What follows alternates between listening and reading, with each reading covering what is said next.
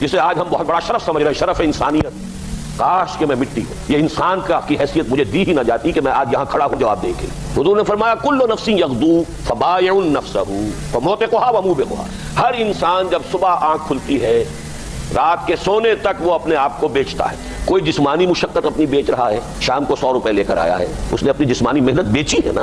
کسی نے اپنی ذہنی محنت، ذہنی صلاحیت بیچی ہے، چاہے وہ ڈاکٹر ہے، چاہے انجینئر ہے، کوئی اور ہے، وہ اپنی ذہنی صلاحیت بیچ رہا ہے بیٹھا ہوا اپنے کلینک میں، اپنے آفس میں۔ بائع النفس، اپنے آپ کو بیچتا ہے۔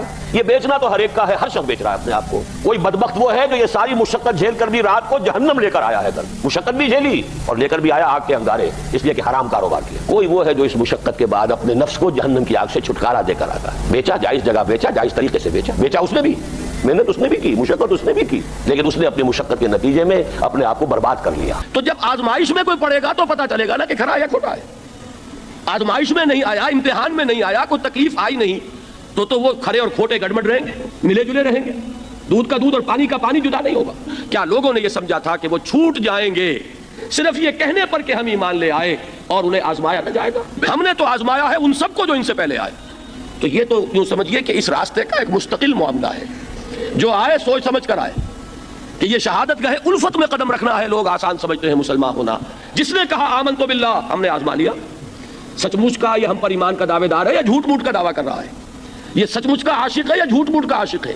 ظاہر بات ہے کہ امتحان نہ ہو، آزمائش نہ ہو تو کیسے ان کے مابین تمیز ہوگی۔ کہہ تو دیا سب نے آمنت باللہ، اب ذرا تھوڑی دیر کے لیے ہم بھی اپنے غریبانوں میں جھانکے، ہم بھی کہتے ہیں نا اللہ کا ہمارا ایمان ہے، اللہ پر، آخرت پر، رسول کا عشق کا بھی دعویٰ ہے۔